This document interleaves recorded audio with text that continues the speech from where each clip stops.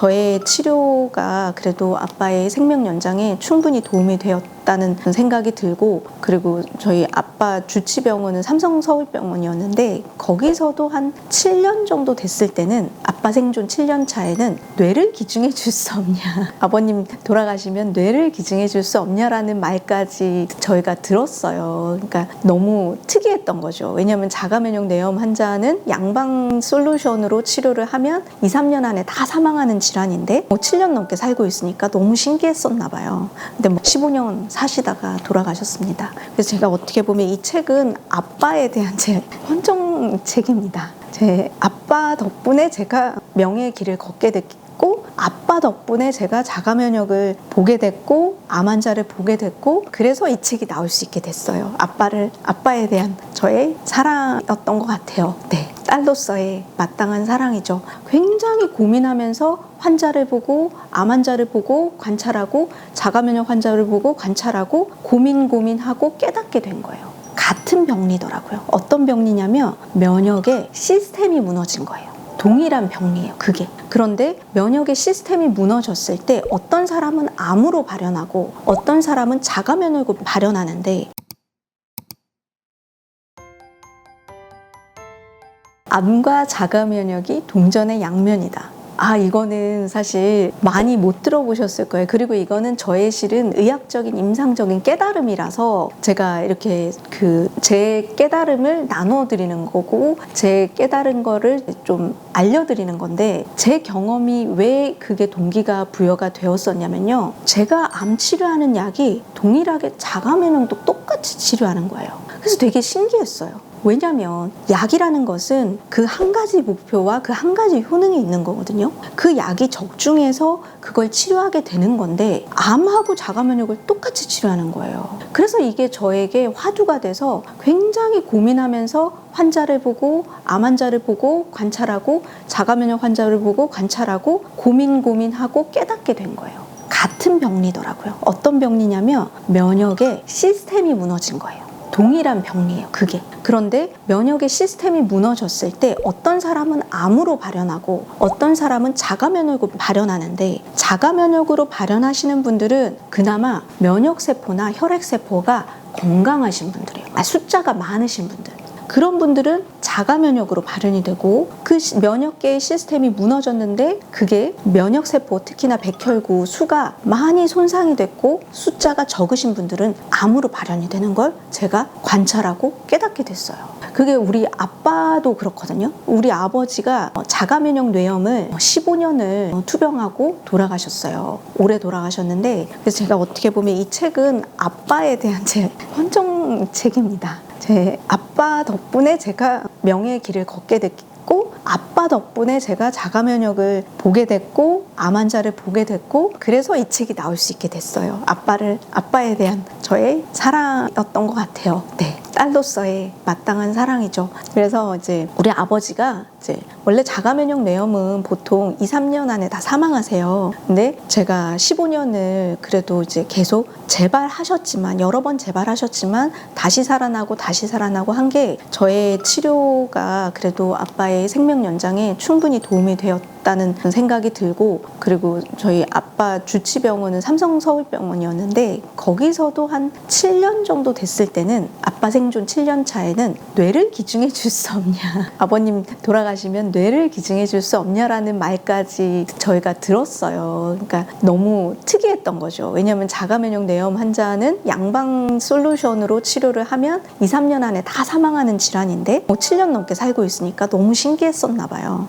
근데 15년 사시다가 돌아가셨습니다. 그래서 우리 아버지가 실은 제가 아빠를 보면 폐암 뇌전이로 가셨을 환자였는데 자가면역 뇌염과 권선으로 오셨더라고요. 그래서 그런 판단과 그런 걸 보게 된 거죠. 그리고 우리 환자분들을 보면 이제 암과 자가면역의 원리 자체가 둘 다 난치예요. 현대의학이 암도 치료 못하지만 실은 자가면역도 증상을 좀 억누를 뿐이지 여러 종류의 자가면역 질환 중에서 이런 자가면역 뇌염 같은 질환은 사실 뭐 암만한 질환인 거죠. 2, 3년 안에 다 사망을 하니까. 그리고 좀 더 좀 그 마일드하게 류마티스 관절 같은 경우에는 좀 고통스럽지만 그냥 쭉 오래가는 질환인 거죠. 그것도 좀 경중의 차이는 있지만 어떻든 완치하지 못하는 질환이거든요. 자가면역 뇌염이, 자가면역 질환이. 그래서 자가면역과 암은 실은 같은 계통의 병이에요. 면역의 세고 약하고가 아니라 면역의 시스템이 무너진 거예요. 그래서 양방에서 어떤 신종 괴질이 나타나잖아요. 우리 현대에 살면서. 그러면 결국은 자가면역으로 이름을 붙일 수밖에 없어요. 그래서 저도 많은 환자분들을 보는데 특히 최근에 나타난 모겔런스라고 병이 보이지 않는 벌레에 물리는 사람들 이라고 카페가 그 비슷한 제목인데 그 카페가 있는데 그 신종 자가면역 질환이거든요. 신종 괴질이에요. 그래서 그 괴질 역시 실은 자가면역 질환이거든요. 면역 시스템이 무너진 거예요. 그러니까 이 면역 시스템을 복구하는 것은 참 많은 치료가 필요하고 그 병이 오기까지도 실은 어떤 그 일련의 그 전에 면역 시스템이 무너질 만한 어떤 환경적인 요건들이 하나씩 갖춰져서 이렇게 큰 병이 만들어지는 걸로 저는 보고 있습니다. 왜냐하면 저희 아버지가 그랬어요. 아빠의 자가면역 뇌염이 오기 전까지 아빠는 천식을 앓으셨고 비염을 앓으셨고 그리고 결핵을 앓으셨고 그리고 중이염도 앓으셨고 많은 질환들을 앓으셨어요. 그러고서 마지막에 건선도 있으셨고 그리고 마지막에 오신 게 자가면역 뇌염이셨어요. 네. 그래서 뭐 그 질환의 기저질환에는 또 화병도 있고 어릴 적에 타고나기를 체력이 약하게 타고난 것도 있고 여러 가지가 복합적으로 해서 실은 이 자가면역 질환이 짠 하고 나타나는 거지 그냥 하늘에서 뚝 떨어지듯이 갑작스럽게 큰 병이 오지는 않습니다. 그래서 이 암과 자가면역이 실은 본질적으로는 꽤나 밀접한 병이고 내 체력이 내 혈액세포가 양호할 때 자가면역으로 발현하고 안 그러면 암으로 발현하는 그런 의미에서 동전의 양면이라고 제가 표현을 했습니다. 네. 제가 마음이 좀 암 환자분들 치료하는 걸 봤을 때 굉장히 좀 안타까운 게 암만 보더라고요. 그 사람을 보지 않고 그 암을 어떻게 하면 죽일 것인가, 암을 어떻게 하면 없앨 것인가. 그래서 어떻게 보면 굉장히 공격적인 항암, 방사선, 또 수술 이런 치료를 하시더라고요. 근데 그걸 치료를 할 때도 제가 늘 걱정이 되는 게 이 환자가 과연 그 항암의 그 강도를 그리고 그 주기가 과연 이 환자에게 견딜 만한 것인가 그거에 대한 어떤 문제의식이 저는 환자를 보면서 있었어요. 왜냐하면 저한테 오시는 환자분들이 거의 4기 말기 환자분들이 많이 오셔서 양방하고 한방을 병행 치료를 하셔서 최선을 다해서 치료를 하시는 분들이 대부분이었거든요. 근데 지금 현재 지속되는 어떻게 보면 독성항암제 치료로 인해서 체력도 소진이 되고 체중도 빠지고 정말 너무 허약해진 상태에서 혈액도 백혈구, 적혈구, 혈소판이 많이 손상된 상태에서 환자의 진짜 컨디션을 보지 않고 고려하지 않고 너무 세게 치료하는 느낌을 사실 제가 너무 많이 받았어요. 실제 그런 것 때문에 사건, 사고, 항암 부작용이나 사고로 돌아가시는 분들도 많이 경험을 했기 때문에 저는 환자분들이 보통 병원에 가시면 주권을 잃어버리시는 것 같아요. 본인에게 내 생명에 대한 주권이 있는데 그리고 그거에 대한 치료에 대한 결정권이 있는데 그 주권을 의사한테 줘버리는 것 같아요. 그래서 내가 어떤 질환을 치료를 받고 어떤 프로세스로 어떤 항암제를 써서 어느 정도 치료를 하고 어떤 효과를 기대할 수 있는지에 대한 실은 설명도 충분히 못 들으시는 것 같아요. 그래서 저는 암만 보고 환자 자체를 사람을 보지 않고 암만을 타겟으로 하는 어떻게 보면 양방의 표준 치료에 대해서 물론 그 치료의 효과도 충분히 유의미하지만 그것보다 조금 더 사실 더 기준을 높였으면 좋겠다는 의견이거든요. 그냥 그 환자의 컨디션을 충분히 고려를 해서 그 환자에게 맞게 일괄적인 3주마다 한 번씩 항암을 지속적으로 하는 게 아니라 그 환자의 물론 체중 기준으로 하긴 하지만 제가 보기엔 그것도 너무나 좀 표준이 좀 도식적이어서 정말 좀 더 섬세하게 그 환자에게 맞춤으로 좀 더 치료가 되는 게 좀 필요하지 않을까. 그래서 저희 한방의 어떤 그런 효능이나 또 능력 자체가 그 환자를 보고 그 환자의 병의 치료의 원리도 병을 제거하는 게 목표가 아니거든요. 우리는 생리를 강화시키는 게 실은 저희의 치료의 과정이고 솔루션이고 목표예요. 그래서 몸이 회복되고 제대로 면역 시스템이 정상화되고 내 면역 세포들이 활성화되고 늘어나고 실질적으로 림프구가 암세포를 없애도록 그렇게 치료를 하는 게 저희의 근본적인 치료고 실은 암을 없애지만 사람을 살리면서 내 몸을 살리면서 체력을 살리면서 암을 치료하는 게 저희 한방치료의 좀 더 특장점이고 저희가 또 지향하는 목표라고 생각합니다.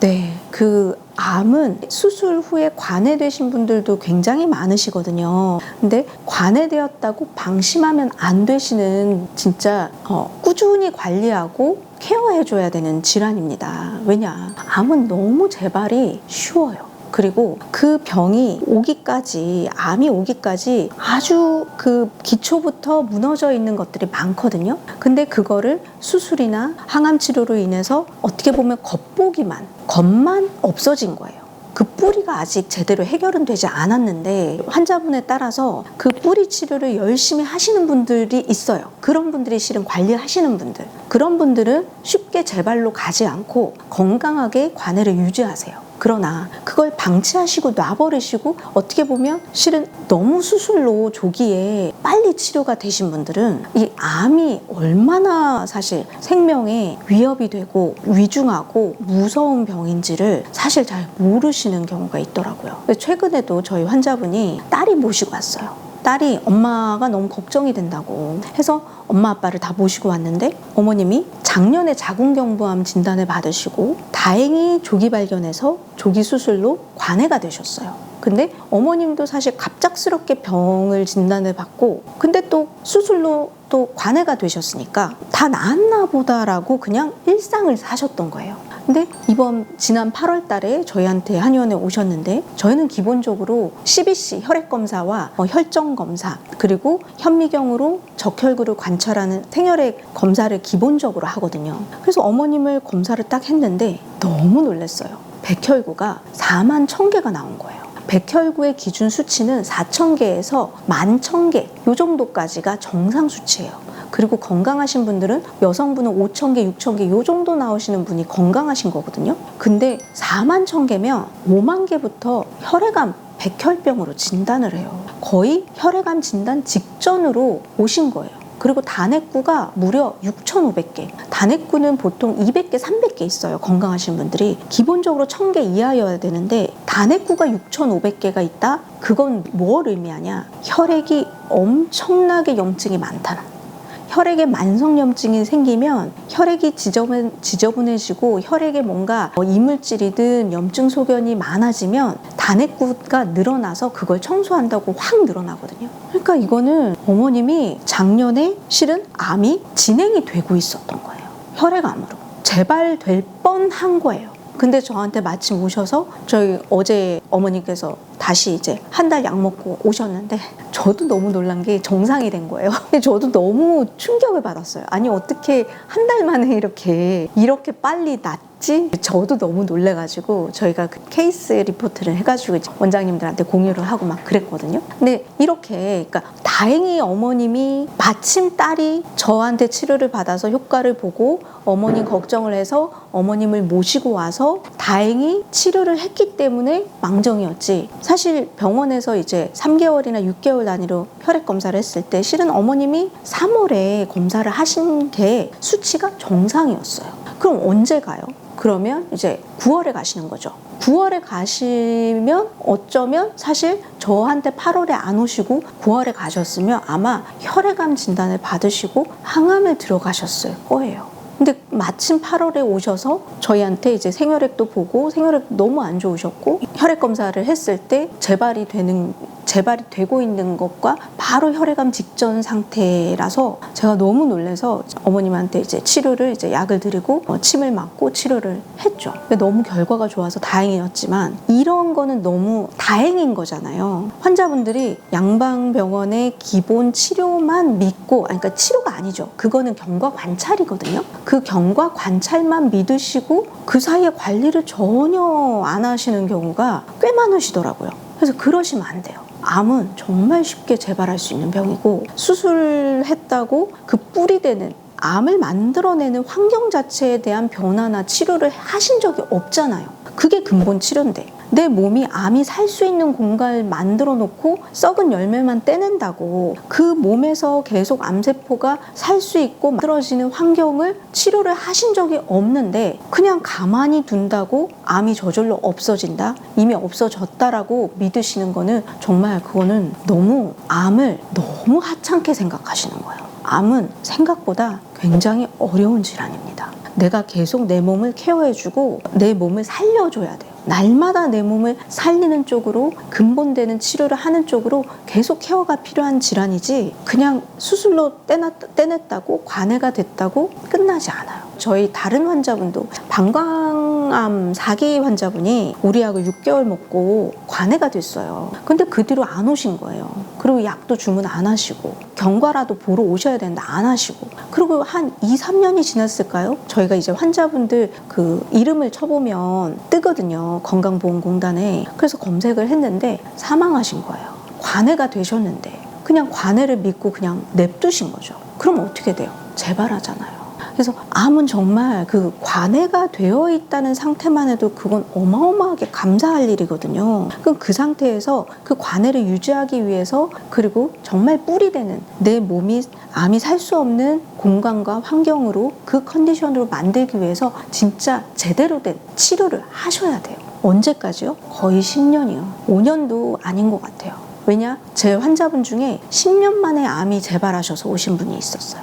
유방암. 그러니까 10년도요. 최소 10년은 암은 계속 관리하고 계속 케어해서 관리해줘야 되는 질환이지, 관해됐다, 나았다, 끝 이러는 질환이 아니에요. 그래서 이건 정말 꼭 마음에 담으시고 실천을 꼭 실행을 하셨으면 좋겠어요. 꼭 케어를 하세요. 네, 그러시면 이제 건강하게 계속 관해 상태를 유지하실 수 있습니다. 네. 천인지 트리니티 원리는 우리 말의 원리라는 뜻은 실은 일원삼리의 줄임말이거든요. 천인지보다는 실은 천지인을 많이 들어보셨을 거예요. 천지인은 너무 익숙하잖아요. 우리 삶에도 익숙하고 우리의 문화와 문명에, 특히나 우리 언어인 한글의 원리가 천지인의 원리로 창제되었다, 이렇게 다 상식적으로 알고 있으신 건데, 이 천인지 원리, 천지인 원리가 실제로는 굉장히 깊이가 있는 내용이에요. 그러니까 우리의 모든 그 기능의 구성 원리, 우주의 구성 원리, 그리고 우리의 생명의 기능과 치유의 원리가 바로 천인지의 영역이, 이렇게 천인지의 트리니티, 그리고 그 천인지가 조화롭게 셋 다 이루어질 때 온전히 하나가 된다는 그런 원리적인 개념이 있거든요. 그 말은 뭐냐면, 암 환자분들이 실은 천인지에서 몸만 치료하세요. 지의 영역인 육신만 치료하면 다 되는 거라고 생각을 하세요. 그렇지만 우리 사람의 몸이, 우리가 영혼이 있는 존재고 육체만 있는 존재가 아니잖아요. 만약에 육체만 있다면 실은 그건 시체죠. 이 시체와 살아있는 사람이 다른 이유는 영혼과 육이 하나 되어 있는 그 단계잖아요. 그 상태잖아요. 그래서 천인지, 우리의 영과 혼과 육이 모두 다 치유의 길을 걸어야 온전한 치유의 길을 갈 수 있는 본치의 길을 걷는 건데, 환자분들이 많은 경우가 영과 혼의 영역, 천과 인의 영역에 있어서는 실은 잘 모르셔서 거기에 대한 관리나 치료나 케어가 안 되시는 것 같아요. 지의 영역만, 육신의 영역만, 암 같은 경우에는 수술로 제거하는 거나 항암 치료나 방사선이나 요 치료가 다라고 생각하시는 분들이 많아서 이 책을 출간하게 됐습니다. 네.